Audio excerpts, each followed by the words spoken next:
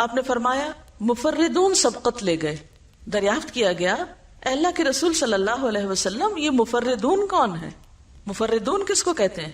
فرمایا کثرت سے اللہ کا ذکر کرنے والے مرد اور عورتیں. یعنی یہاں عورتوں کا بھی الگ طور پر ذکر کیا گیا، ورنہ دین کے باقی اعمال میں یا دین کی باقی جو ذمہ داریاں ان میں عورتیں بھی شامل ہیں. آپ صلی اللہ علیہ وسلم نے یہ بھی فرمایا جس مجلس میں اللہ تعالیٰ کا ذکر نہ کیا جائے اس سے جب لوگ اٹھتے ہیں تو ایسے ہوتے ہیں جیسے گدھے کے مردار سے اٹھے ہیں، اور وہ ذکر سے خالی گھڑی ان پر حسرت کا باعث رہے گی. قیامت کے دن ایسی چیزیں اور ایسی جگہ حسرت کا ذریعہ ہوں گی، انسان ان پر پچھتائے گا اور افسوس کرے گا. رسول اللہ صلی اللہ علیہ وسلم نے فرمایا اہل مجلس جس مجلس میں نہ تو اللہ کا ذکر کرے نہ ہی پیغمبر خدا صلی اللہ علیہ وسلم پر درود بھیجیں تو وہ مجلس ان کے لیے نقص یعنی کمی اور حسرت کا باعث ہوگی. اللہ تعالیٰ چاہے تو بخش دے یا عذاب دے. یہ ترمذی کی روایت ہے. ایک اور جگہ پر آتا ہے اہل جنت میں جانے کے بعد اگر کسی چیز پر حسرت کریں گے تو وہ ان کی زندگی کے وہ لمحات ہوں گے جن میں انہوں نے اللہ کا ذکر نہ کیا، یعنی فارغ لمحات جن میں وہ خدا کو یاد نہیں کرتے رہے. یعنی وہاں پہنچ جائیں گے اپنے مقام مرتبے پر، سکون امن کی زندگی ہوگی، کوئی غم نہیں، کوئی خوف نہیں، کوئی پریشانی نہیں، کوئی دکھ نہیں، کوئی مرض نہیں، بیماری نہیں، بڑھاپا نہیں، کوئی ہم نہیں، کوئی فکر نہیں، کچھ بھی نہیں. ہاں ایک حسرت، ایک خلش، ایک دکھ ضرور ہوگا، اور وہ کیا؟ کاش ہم اپنے ان لمحات کو جن میں ہم اللہ کا ذکر کر سکتے تھے اور پھر نہ کیا تو وہ ایسے کیوں گزر گئے، ہم نے وہ وقت ضائع کیوں کیا. یہ چیز اہل جنت کے لیے بھی حسرت کا باعث ہوگی. تو اس سے آپ اندازہ لگا سکتے ہیں کہ زندگی کے ایام اور مہینے اللہ کی یاد کے بغیر گزارتے چلے جانا کس قدر خسارے اور نقصان کا ذریعہ ہے، اور اس کے برعکس اللہ کو یاد کرنا، اللہ کا ذکر کرنا کتنی رحمتوں کا باعث ہے. رسول اللہ صلی اللہ علیہ وسلم نے فرمایا ذکر الہی کے لیے کوئی قوم جب اور جہاں بیٹھتی ہے تو ملائکہ ان پر گھیرا ڈال لیتے ہیں، فوراً فرشتے وہاں پہنچ جاتے ہیں، رحمت الہی کا سایہ ہو جاتا ہے، سکینت اور اطمینان نازل ہونے لگتی ہے. اللہ تعالیٰ اپنی مجلس میں ان کا تذکرہ کرنے لگ جاتے ہیں، یعنی ایسے لوگوں کا ذکر آسمان پہ ہونے لگتا ہے. ترمذی میں عبداللہ بن بسر سے مروی ہے کہ ایک آدمی نے کہا اے اللہ کے رسول صلی اللہ علیہ وسلم، خیر اور نیکی کی بہت سی چیزیں ہیں، بہت کام ہے، نیکی کی کئی قسمیں ہیں، مگر میں ان سب کو کر نہیں سکتا، یعنی میرے بس میں نہیں کہ سارے ہی نیکی کے کام کروں. شاید آپ کے دل میں بھی کبھی یہ خیال آیا ہو کہ اتنی ساری باتیں پتہ چل گئی ہیں، کیا کیا کریں گے اور کیا نہیں کریں گے. بہت کچھ کرنا بھی چاہتے ہیں لیکن اتنی زندگی نہیں، ہمت نہیں، وسائل نہیں، تو کیا کریں. تو اس شخص کو بھی یہی پریشانی لاحق ہوئی. تو عرض کیا اس لیے آپ مجھے کوئی مختصر سی بات بتا دیں کہ جسے میں کبھی نہ بھولوں، اس کو میں پکڑ کے رکھوں، اس پہ خوب جم جاؤں اور مرتے دم تک اسے قابو میں رکھوں، یعنی پکڑ کے رکھوں، بس اس کو میں کبھی نہ چھوڑوں. آپ نے فرمایا لا یزال لسانک رطبا بذکر اللہ تعالی، تمہاری زبان ہمیشہ اللہ کے ذکر سے تر رہے، بس یہ بات نہ بھولو، ہمیشہ اللہ کو یاد کرتے رہو. ایک اور جگہ پر آپ نے فرمایا مثل الذی یذکر ربہ والذی لا یذکر ربہ مثل الحی والمیت، اللہ کا ذکر کرنے والے اور نہ کرنے والے کی مثال زندہ اور مردہ کسی ہے. یعنی کرنے والا ایسا ہے جیسے زندہ ہو اور نہ کرنے والا جیسے مردہ انسان ہو. جیسا کہ قرآن پاک میں ایک اور جگہ پر آتا ہے افمن کان میتا فاحییناہ وجعلنا له نورا یمشی بہ فی الناس، کیا بھلا وہ شخص جو مردہ تھا پھر ہم نے اس کو زندگی بخشی اور اس کو ایک نور عطا کیا جس کے ساتھ وہ دنیا کے لوگوں کے بیچ میں چلتا پھرتا ہے. یہ زندگی کس سے نصیب ہوتی ہے؟ اللہ کی یاد سے. یعنی ایک شخص جو جہالت کی موت مر رہا تھا، اللہ نے اس کو علم دیا، اپنی یاد دی، اور پھر اس علم کے نور کی وجہ سے اس کو ایسی روشنی ملی کہ جس کے ساتھ اب وہ معاشرے میں جی رہا ہے. اور جب تک انسان زندہ ہوتا ہے، جب تک انسان کے پاس ہمت طاقت ہے، وہ بہت سی چیزوں کا مقابلہ کر لیتا ہے. تو گویا ذکر انسان کو مضبوط اور طاقتور بنا دیتا ہے. ایسی طاقت جو اللہ کی اطاعت کے لیے ضروری ہوتی ہے۔ آپ صلی اللہ علیہ وسلم سے مروی ہے، حدیث قدسی ہے، اللہ تعالیٰ فرماتے ہیں جب وہ مجھے یاد کرتا ہے تو میں اس کے پاس ہوتا ہوں، جب وہ مجھے یاد کرتا ہے میں اس کے پاس ہوتا ہوں، اگر مجھے دل میں یاد کرے تو میں اسے دل میں یاد کرتا ہوں، مجلس میں یاد کرے تو میں اسے اس سے بہتر مجلس میں اس کو یاد کرتا ہوں، میری طرف بالش بھر آئے میں ہاتھ برابر آتا ہوں، ہاتھ بھر آئے میں 2 ہاتھ برابر آتا ہوں، چل کر آئے میں دوڑ کر آتا ہوں۔ بخاری کی روایت ہے۔ آپ صلی اللہ علیہ وسلم نے یہ بھی فرمایا جنت کے باغوں سے گزرو تو وہاں کچھ کھا لیا کرو۔ صحابہ نے پوچھا جنت کے باغ کون سے ہیں؟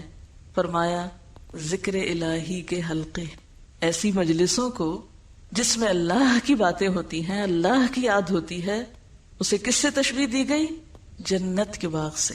جنت کیا ہے؟ جہاں جا کر انسان سارے غم بھول جائے۔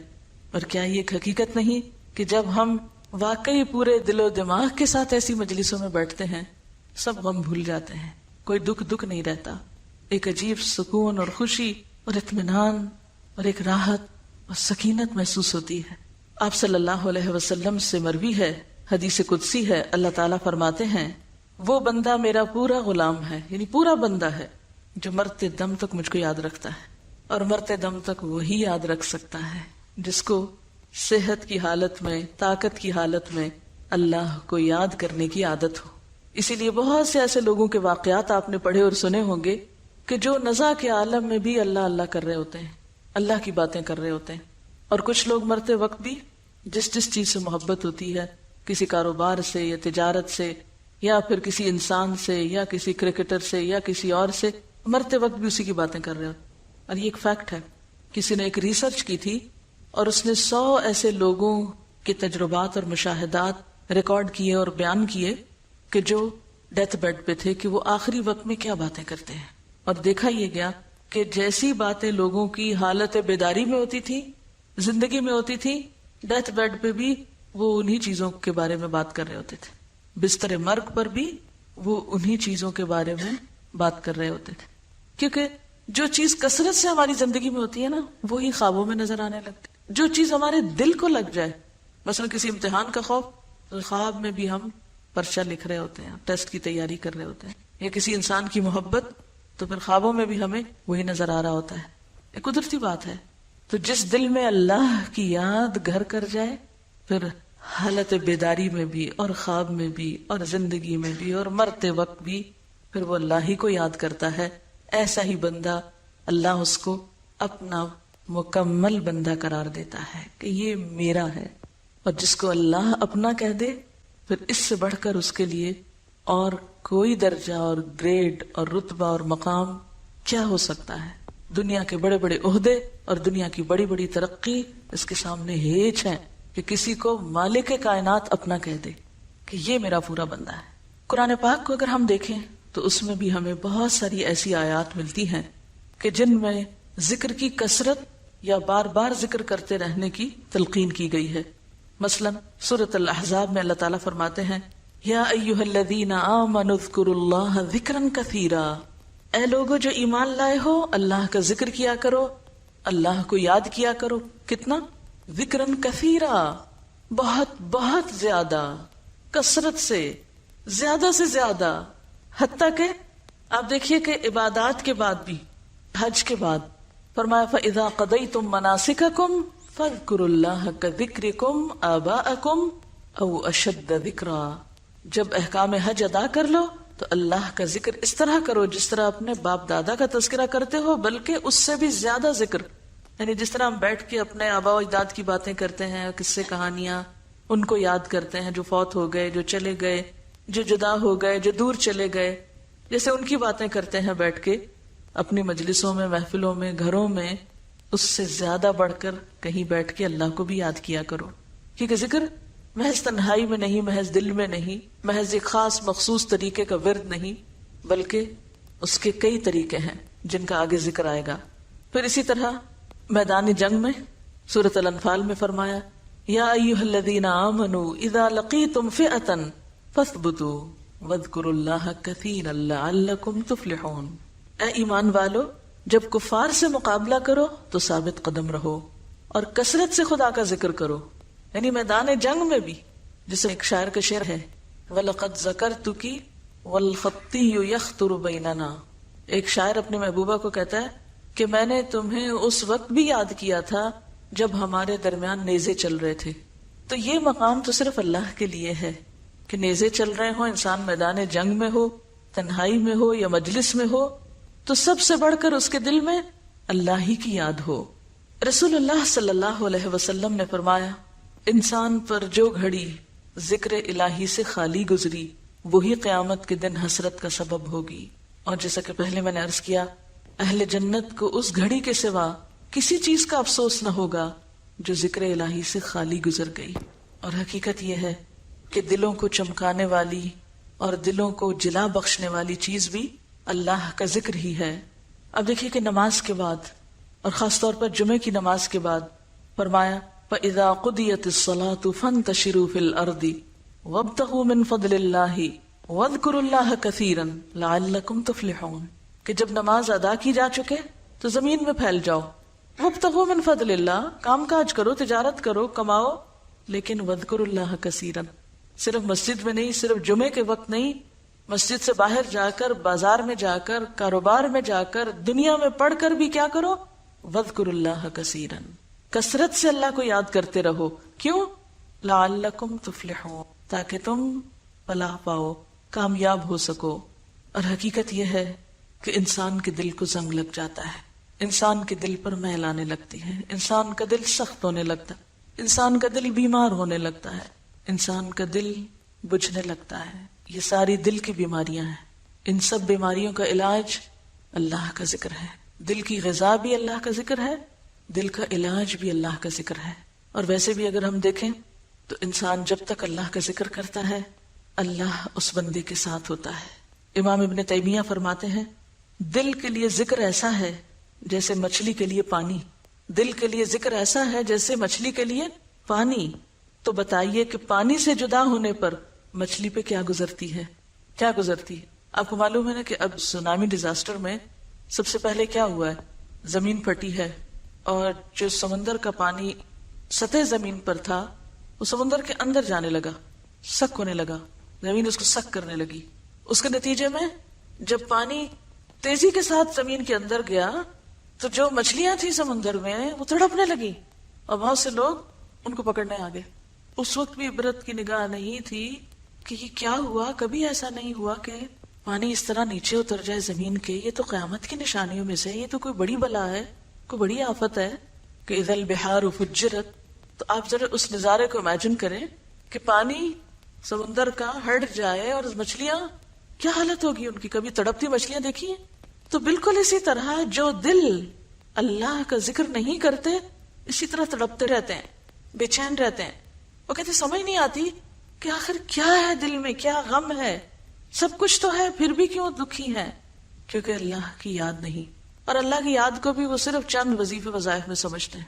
یعنی ذکر کا بھی چونکہ صحیح مفہوم نہیں پتا ہوتا، اس لیے بعض لوگ ذکر کر کے بھی پیاسے ہی رہتے ہیں، ذکر کر کے بھی ان کو صحیح پانی نہیں ملتا. تو ذکر کرنے کا سب سے بڑا فائدہ یہ ہے کہ انسان کو اللہ کی مدد اور تائید حاصل ہوتی ہے. پھر یہ کہ شیطان دور بھاگتا ہے، شیطان سے انسان محفوظ ہوتا ہے، شیطان کے منصوبوں کو ناکام بنا دیتا ہے. وہ اتنی پلاننگ کر کے آتا ہے آپ کو بہکانے کے لیے، آپ اللہ کی یاد میں مشغول ہیں، اس کو منہ کی کھانی پڑتی ہے، ذلیل و رسوا ہو کے لوٹتا ہے. پھر اسی طرح اللہ کی رضا اور خوشی کا سبب بھی ذکر ہی سے ہوتا ہے. ذکر دل کے لیے بھی روشنی ہے اور چہرے کے لیے بھی روشنی ہے. ذکر دنیا کی روزی کی کشائش کا سبب بھی ہے، کیونکہ عدم ذکر میں معیشت اندن کا تنگ زندگی، تکلیف کی زندگی کی بات کی گئی. ذکر ہی انسان کے اندر اللہ کی محبت میں شدت پیدا کرتا ہے، کیونکہ جس چیز کو آپ بار بار یاد کرتے رہے نا اس کی محبت بڑھتی چلی جاتی ہے، اور جس کو یاد کرنا آپ چھوڑ دیں اس کی محبت خود بخود کم ہونے لگتی ہے. پھر ذکر ہی ایسی چیز ہے کہ جس سے انسان احسان کے درجے کو پہنچتا ہے. ان تعبد اللہ کأنک تراہ، گویا تم اس کو دیکھ رہے ہو. پھر اسی طرح انسان کے اندر جو بصیرت ہے، غور و فکر کی صلاحیت ہے، اور انسان پر حکمتوں کے دروازوں کا کھلنا، یہ سب بھی اللہ کی یاد سے ہوتا ہے. کیونکہ دل بہتر طور پہ کب کام کرتا ہے؟ جب اس کو اس کی غذا مل جاتی ہے، خوراک مل جاتی ہے، وہ صحت مند ہوتا ہے، طاقتور ہوتا ہے. جب دل کے اندر اللہ کی ہیبت آتی ہے، اللہ کی محبت آتی ہے، اللہ کی یاد آتی ہے، اس میں سرشار ہوتا ہے، تو اس کی نگاہیں، اس کی زبان، اس کے کان اور طرح کام کرنے لگتے ہیں، اس کی پوری شخصیت پہ اثر انداز ہوتا ہے ذکر۔ یہ جو باتیں میں نے آپ کو بتائی ہیں، یہ دراصل صرف باتیں نہیں ہیں، کچھ لوگوں نے عملی طور پر اس کا تجربہ بھی کیا ہے، اس کا ایکسپیرینس بھی کیا ہے۔ امام ابن قیم کہتے ہیں کہ ایک دفعہ مجھے ابن تیمیہ کے ہاں جانے کا اتفاق ہوا، ان کے شاگرد تھے، کہتے ہیں کہ وہ عام حالات میں بھی ان کے ساتھ رہے اور جیل میں بھی ان کے ساتھ رہے، یعنی زندگی بھر ان کے ساتھ رہے، اور ان کے فوت ہونے کے بعد ان کی کتابوں کو آگے پھیلانے والے اور ان کے نظریے کو عام کرنے والے بھی وہی تھے۔ تو اپنے استاد کی خدمت میں حاضر ہوتے ہیں، تو کہتے ہیں کہ میں نے دیکھا کہ آپ نے صبح کی نماز پڑھی اور پھر وہیں بیٹھ کر تقریباً دوپہر تک ذکر الہی کرتے رہے، ذکر سے فارغ ہو کے میری طرف متوجہ ہوئے، کہنے لگے یہ میرا ناشتہ تھا، اگر یہ نہ کھاؤں تو میری قوت کم ہو جائے گی۔ اس کے مطلب نہیں کہ وہ روز ایسے کرتے تھے اور سارے کام کا چھوڑ کے بیٹھے ہوئے تھے، لیکن کبھی کبھار وہ اس طرح بھی اللہ کو یاد کرتے تھے کہ ایک نماز پڑھی اور پھر دیر تک اسی پہ بیٹھے رہے اور اللہ کو یاد کرتے رہے، غور و فکر کرتے رہے۔ ایک دفعہ فرمایا بعض دفعہ میں اپنے نفس کو دم دے کر، یعنی ذرا سا سکون لے کر، اس لیے قدرے آرام کر لیتا ہوں کہ دوبارہ زیادہ مستعد ہو کر ذکر کر سکوں، یعنی میں تو آرام بھی اس لیے کرتا ہوں کہ زیادہ بہتر کام کروں، اور فزیکلی بھی انسان اسی وقت زیادہ ایکٹیو اور نشیط ہوتا ہے جب اس کا دل بہتر طور پہ کام کرتا ہے۔ دل کا کیا کام ہے؟ پورے جسم کو، جسم کے ایک ایک بال کو، ایک ایک سیل کو خون پہنچانا، اور اگر وہ نہ پہنچے تو کیا ہوگا؟ جسم کے کسی حصے کو خون نہ پہنچے کیا بنے گی؟ ڈیڈ ہو جائے گا۔ تو اسی طرح جب دل میں اللہ کی یاد نہیں ہوتی تو باقی زندگی کے کاموں میں بھی پھر کچھ نہیں ہوتا، لہٰذا وہ سارے عمل بے روح ہونے لگتے ہیں، بیکار ہونے لگتے ہیں۔ تو دل کی زندگی ذکر میں ہے، اور انسان کی زندگی دل کی زندگی میں ہے، اور جب تک ایک بندہ مومن کا اپنے رب سے رابطہ نہیں ہوتا، اپنے رب کے ساتھ ایک مضبوط تعلق نہیں ہوتا، اس وقت تک وہ اطاعت کا حق بھی ادا نہیں کر سکتا۔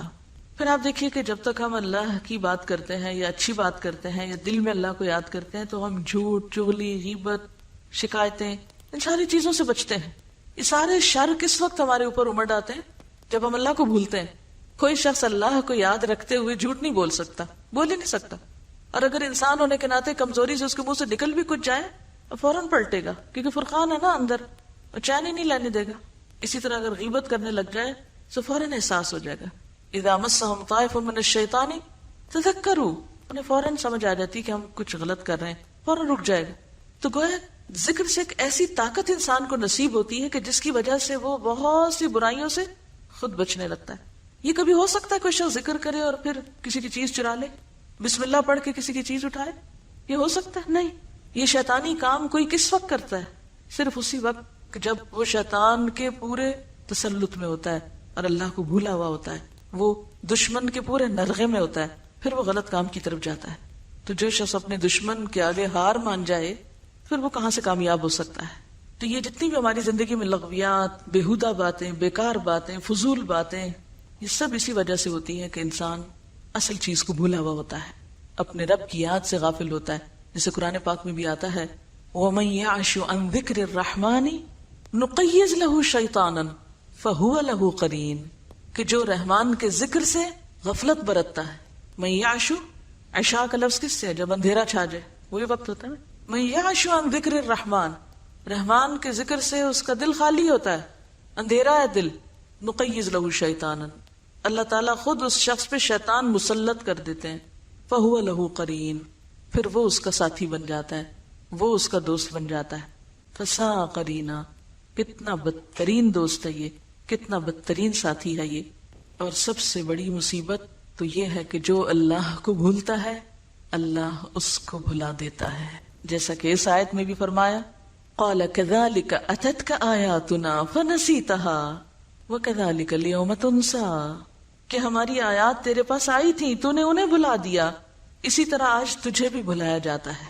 سورۃ الحشر میں اللہ تعالیٰ فرماتے ہیں وَلَا تَكُونُوا كَالَّذِينَ نَسُوا اللَّهَ فَأَنسَاهُمْ أَنفُسَهُمْ أُولَئِكَ هُمُ الْفَاسِقُونَ، ان لوگوں کی طرح مت ہو جاؤ جنہوں نے اللہ کو بھلا دیا تو اللہ نے خود ان سے ان کے نفس بھلوا دیے، یہی لوگ فاسق اور بدکار ہیں۔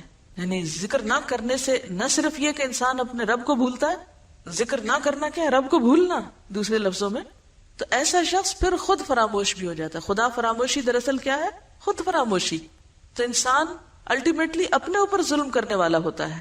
اور اگر دیکھا جائے تو ذکر سب سے آسان ترین عبادت ہے. اگر دیکھا جائے تو ذکر آسان ترین عبادت ہے. سو کچھ بھی خرچ نہیں کرنا پڑتا آپ کو.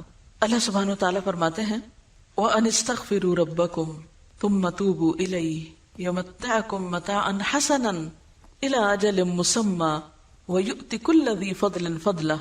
اللہ سے بخشش مانگو، یعنی استغفار کی شکل میں ذکر کرو، پھر اس کی طرف رجوع کرو. تمہیں ایک وقت مقرر تک وہ اچھا فائدہ دے گا، یعنی دنیا میں بھی، اور ہر صاحب فضل کو اس کا فضل عنایت کرے گا. تو بات یہ ہے کہ ذکر سے دنیا میں بھی انسان بہترین فائدے اٹھاتا ہے. بہت سی مصیبتیں، غم، پریشانیاں، دکھ، یہ کیا ہے؟ دراصل اس زندگی کو بھی جہنم بنانے والی، اس زندگی کو بھی کیا بنا دیتی ہیں؟ دوزخ. یہ دنیا بھی ایک قید خانہ بن جاتی ہے. اور اس کے برعکس اللہ کا ذکر اور اللہ کی یاد، اس سے انسان دنیا میں بھی جنت کے مزے لینے لگتا ہے. اس کے بارے میں ابن تیمیہ فرمایا کرتے تھے دنیا میں جنت ہے، دنیا میں جنت ہے. جو شخص دنیاوی جنت میں داخل نہ ہوا وہ آخرت کی جنت میں بھی داخل نہ ہوگا. جب امام ابن تیمیہ کی بہت مخالفت شروع ہوئی، بہت ان کی دشمنی شروع ہوئی، تو کہنے لگے ابن قیم کو، اپنے شاگرد کو، دشمن میرا کیا بگاڑ لیں گے، مجھے کیا نقصان دیں گے؟ میری جنت تو میرے سینے میں ہے، جہاں جاؤں وہ میرے ساتھ ہوتی ہے، کبھی مجھ سے الگ نہیں ہوئی.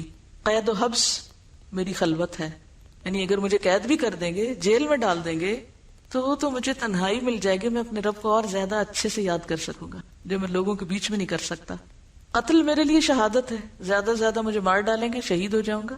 جلاوطنی، ملک سے نکال دیں گے، وہ میرے لیے سیر و سیاحت ہے. تو میری جنت تو میرے ساتھ ہے، میرے دشمن میرا کیا نقصان کر لیں گے. یعنی جب انسان کو اللہ کی محبت حاصل ہو جاتی ہے تو پھر انسان کے سامنے کوئی تکلیف، دکھ، پریشانی رہتی نہیں ہے، کیونکہ اس کے ساتھ اس کا خدا ہوتا ہے، اس کا رب ہوتا ہے، اس کے اندر ایک سکون ہوتا ہے. جب قلعے میں قید کر دیے گئے، یعنی بالآخر وہ مخالفت اور دشمنی اور شکایتیں ان کے خلاف اتنی بڑی کہ حاکم وقت کو اسی میں عافیت نظر آئی کہ ان کو جیل میں ڈال دیا جائے. تو قلعے کے اندر فرماتے ہیں اس نعمت کے شکرانے میں، کس کو نعمت کہہ رہے ہیں؟ قید کو. اس نعمت کے شکرانے میں یہ قلعہ سونے سے بھر کر خرچ کر دینا بھی میرے نزدیک کم ہے، اور میں اس نعمت کے عوض اس قدر سونا نثار کرنے کو بھی حقیر رقم تصور کروں گا کہ ان لوگوں نے مجھے ساری دنیا